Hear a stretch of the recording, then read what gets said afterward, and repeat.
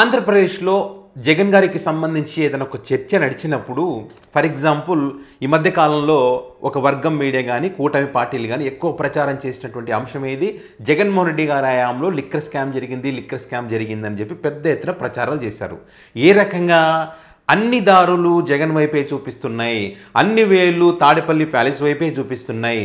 జగన్మోహన్ రెడ్డికి big shock, Jaganmohan Reddy కటకటాలు లెక్కించాల్సిందే, Jaganmohan Reddy చిప్పకూడు తినాల్సిందే, ఆర్థిక ఉగ్రవాది జగన్మోహన్ రెడ్డి, ఇట్లా ఇష్టం వచ్చినట్టుగా థంబ్నెయిల్స్ టైటిల్స్ డిబేట్లు పెట్టి ఉదరగొట్టారు.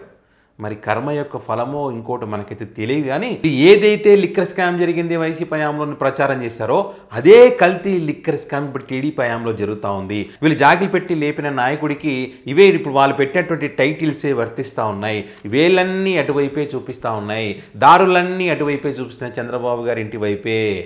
నేను ఉట్టిగా ఈ మాట అనడం లేదు, అనేక లింకులు ఒక్కొక్కటిగా బయటపడతా ఉన్నాయి. ఇప్పుడు ఏదైతే ఇందులో పట్టుబడ్డటువంటి తంబలపల్లి టీడీపీ నియోజకవర్గ ఇన్ఛార్జ్ జయచంద్రారెడ్డి, ప్రధాన సూత్రధారి నిందితుడైనటువంటి కట్టా సురేంద్ర నాయుడు, వీళ్ళిద్దరికి సంబంధించినటువంటి లింకులు చంద్రబాబు నాయుడు గారితో ఉన్నటువంటి అనుబంధం గురించి మరొక సంచలనమైనటువంటి నిజం బయటకు వచ్చింది. ఏంటా నిజం అంటే, ఇక్కడ కమ్మవారిపాలెంలో ఉన్నటువంటి కట్టా సురేంద్ర నాయుడు టీడీపీ పార్టీ అభిమాని, టీడీపీ పార్టీలోనే పనిచేస్తూ ఉన్నాడు. 2002లో కాంగ్రెస్ పార్టీకి సంబంధించినటువంటి లీడర్ హత్య కేసులో ఈయనకు జిల్లా కోర్టు, హైకోర్టు 2 కోర్టుల్లో కూడా యావజ్జీవ శిక్ష పడింది ఈ కట్టా సురేంద్ర నాయుడికి. ఓకే, మరి యావజ్జీవ శిక్ష పడి 2 కోర్టుల్లో తీర్పులు ఇచ్చిన తర్వాత కూడా చంద్రబాబు నాయుడు గారు ముఖ్యమంత్రి అయిన తర్వాత, అంటే మొన్న ఈ స్టేట్ డివైడ్ అయిన తర్వాత 2016లో ఈయన సత్ప్రవర్తన కలిగినటువంటి వాడు, ఇలాంటి వాళ్ళు జైల్లో మగ్గకూడదు, సమాజంలో ఉండాలని చెప్పి క్షమాభిక్ష పెట్టారు. చూడండి, ఇక్కడ ఒక ముఖ్యమంత్రి ఈ రకంగా వ్యక్తిని బయటికి తీసుకురావడం అనేటువంటిది మామూలు విషయం కాదు, అంత ఆషమాషిగా ఏం ఉండదు. ఇది ఆ రేంజ్లో ఆ వ్యక్తిని బయటికి తీసుకొచ్చారంటే ఆ అనుబంధం ఎలాంటిది ఇక్కడ మనం అర్థం చేసుకోవచ్చు.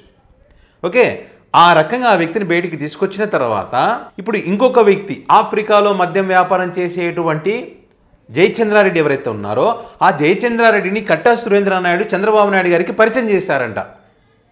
అంటే అక్కడ మద్యం వ్యాపారం చేస్తారని వీళ్ళకి తెలుసు, తెలిసినా కూడా ఆ వ్యక్తిని పరిచయం చేసిన తర్వాత అప్పటికే ఆ నియోజకవర్గంలో ఉన్నటువంటి ఎవరైతే ప్రవీణ్ కుమార్ కానీ అదేవిధంగా శంకర్ యాదవ్ కానీ ఈ మాజీ ఎమ్మెల్యేలు వాళ్ళకి టికెట్ కాదని ఆ ప్రాంతంలో ఉన్నటువంటి, అంటే ఆ నియోజకవర్గంలో ఉన్నటువంటి అభిమానులు కానీ కార్యకర్తలు కానీ పెద్ద ఎత్తున వ్యతిరేకించినప్పటికీ కూడా మరి ఈ సురేంద్ర నాయుడు చెప్పినటువంటి జయచంద్రారెడ్డికి టికెట్ ఇవ్వడం జరిగింది.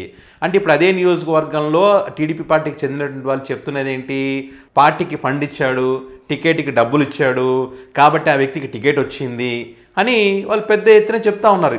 అదొక చర్చ, మరి ఎంతవరకు నిజమో మనకైతే తెలియదు, కానీ జరుగుతున్నటువంటి చర్చ అయితే అది. కట్టా సురేంద్ర నాయుడికి సంబంధించి చంద్రబాబు నాయుడు గారికి అన్నీ తెలుసు, అతను ఒక ఖైదీ నేరస్తుడని తెలుసు, జయచంద్రారెడ్డి మద్యం వ్యాపారం చేస్తారని తెలుసు, వాళ్ళకి సంబంధించినటువంటి అన్ని విషయాలు కూడా వీళ్ళకు తెలుసు. ఈ రకంగా వాళ్ళ మధ్యలో ఉన్నటువంటి అనుబంధం బయటపడ్డ తర్వాత మరి ఇప్పుడు ఏదైతే కల్తీ రాకెట్ బయటకు వచ్చిందో ఈ రాకెట్కి సంబంధించి మరి వీళ్ళకు తెలియకుండా ఉంటుందా? క్షమాభిక్ష పెట్టి బయటికి తీసుకొచ్చినటువంటి వ్యక్తి ఏం చేస్తున్నాడో వీళ్ళకి తెలియదా? అదేవిధంగా ఆఫ్రికాలో మద్యం వ్యాపారం చేస్తున్నటువంటి వ్యక్తి గురించి వీళ్ళకి తెలియకుండా ఉంటుందా? అంటే వీళ్ళందరికీ తెలిసేది నడుస్తుంది కాబట్టి అన్ని వేలు అటువైపు చూపిస్తున్నాయి అన్నది బలమైన చర్చ. అంటే కోట్ల కల్తీ మద్యం వ్యాపారం నడుస్తుందంటే అంత ఆషమాషిగా ఉండదు. ఒక ఏమంటారు బెల్ట్ షాప్ నడవాలంటేనే అందరికీ తెలుస్తుంది, అలాంటిది రాష్ట్ర వ్యాప్తంగా ఇలాంటి కల్తీ లిక్కర్ రాకెట్ నడుస్తుందంటే మరి వాళ్ళ ప్రమేయం లేకుండా వాళ్ళ అనుమతులు లేకుండా జరుగుతుందంటారా? ఇది అవే అనుమానాలు ఇప్పుడు వ్యక్తం చేస్తూ ఉన్నారు. జైల్లో ఉండాల్సినటువంటి వ్యక్తులను బయటికి తీసుకొచ్చి సమాజంలో పెడితే ఏ రకంగా ఉంటుందంటే ఈ రకంగా ఉంటుంది. ఇప్పుడు ఆయన జైల్లో కనుక అట్లే పెట్టి ఉంటే కనుక ఇప్పుడు ఈ కల్తీ వ్యాపారం అనేది జరగదు. ఆ మద్యం తాగి చాలామంది ప్రాణాలు కూడా పోగొట్టుకునే పరిస్థితులు మనం చూస్తూ ఉన్నాం. ఇక్కడ మద్యం తాగాలంటే భయపడి పక్క రాష్ట్రాలకు పోతున్నారనే చర్చలు కూడా మనం చూస్తూ ఉన్నాం. స్వయాన చంద్రబాబు నాయుడే అన్నాడు కదా, మద్యం తాగాలంటే భయపడుతున్నారని ప్రచారం చేస్తున్నారు, మీరు భయపడకండి అని చెప్పి. మరి ఏ షాపులకు మద్యం తరలించారో ఆ మద్యం షాపులో కొన్ని రోజులు తాగకండి అని చెప్పొచ్చు కదా. వాటిని అంతా ఫైండ్ అవుట్ చేసి విచారణ జరిపించి ప్రజల ప్రాణాలు కాపాడాలి కదా. ఇప్పుడు అది ఎక్కడెక్కడికి పోయిందో ఏ షాపులో ఉందో ఎవరికీ తెలియదు. ఇప్పుడు నా షాపులో ఉందని ఎవరైనా చెప్తారా? నేను కొన్నానని ఎవరైనా చెప్తారా? చెప్పరు కదా. ఆ డైరీ ఉంది, ఆ డైరీకి సంబంధించిన లింక్స్ దాంట్లో ఎవరెవరి పేర్లు ఉన్నాయో కూడా బయటికి చెప్పట్లే. అంటే ఇవన్నీ చూసినప్పుడు ఏమనిపిస్తుంది అంటే ఏళ్ళన్నీ అటువైపే చూపిస్తున్నాయి అనిపిస్తుంది వాళ్ళ భాషలో చెప్పాలంటే. నారా లోకేష్ గారు కూడా అన్నారు కదా బెల్ట్ షాపులు ఎక్కువైపోయినాయని చెప్పి, ఆయన కూడా కామెంట్ చేశారు కదా. అంటే వాళ్ళకి తెలుసు దీనివల్ల నష్టం జరుగుతుంది, పెద్ద డ్యామేజ్ జరిగిందని తెలుసు, కాబట్టి ఇక్కడ కంట్రోల్ చేసుకునేటువంటి ప్రయత్నం చేస్తూ ఉన్నారు. అది కంట్రోల్ అవుతుందా అంటే కాదు, జరగాల్సిన నష్టం జరిగిపోయింది. ప్రజల్లో తీవ్రమైనటువంటి వ్యతిరేకత వచ్చింది. జగన్ గారి హయాంలో లిక్కర్ స్కామ్ జరిగింది, మీరు ఏకంగా కల్తీ లిక్కర్ని అమ్మారు కదరా బాబు, మా ప్రాణాలు తీస్తూ ఉన్నారని చెప్పి పబ్లిక్ ఏకిపరేస్తూ ఉన్నారు. సో ఇప్పుడు వీళ్ళు అధికారంలో ఉన్నారు కాబట్టి ఈ కేసులని ఇవన్నీ తప్పించుకునే ప్రయత్నం చేయొచ్చు. ఎవరో ఒక ఇప్పుడు వేరే వాళ్ళ ఇద్దరు ప్రధాన నిందితులు ముగ్గురు ముందల పెట్టేసి వాళ్ళకి సంబంధం లేదు, అంతా మాకే సంబంధం అని చెప్పి మేము ఉన్నాం కదా మేము చూసుకుంటామని చెప్పొచ్చు. కానీ భవిష్యత్తులో మాత్రం ఖచ్చితంగా ఈ ఎపిసోడ్కి సంబంధించి ఎవ్వరు కూడా తప్పించుకోలేరు. సో చూడాలి ఈ ఎపిసోడ్కి సంబంధించి ఇంకా ఎవరెవరి పేర్లు ఏ లింకులు బయటకు వస్తాయని చూడాలి. మొత్తానికైతే క్షమాభిక్ష పెట్టి బయటికి తీసుకొచ్చినటువంటి వ్యక్తే మరి ఇప్పుడు కల్తీ లిక్కర్కి కింగ్గా మారాడనేటువంటి పెద్ద ఎత్తున చర్చ జరుగుతుంది. పెట్టండి అయ్యా తమ్మునేల్స్ అటువైపే చూపిస్తాయని, ఇప్పుడు పెట్టండి అయ్యా దారులని అటువైపే ఉన్నాయని చెప్పి పబ్లిక్ పెద్ద ఎత్తున ట్రోల్ చేస్తూ ఉన్నారు.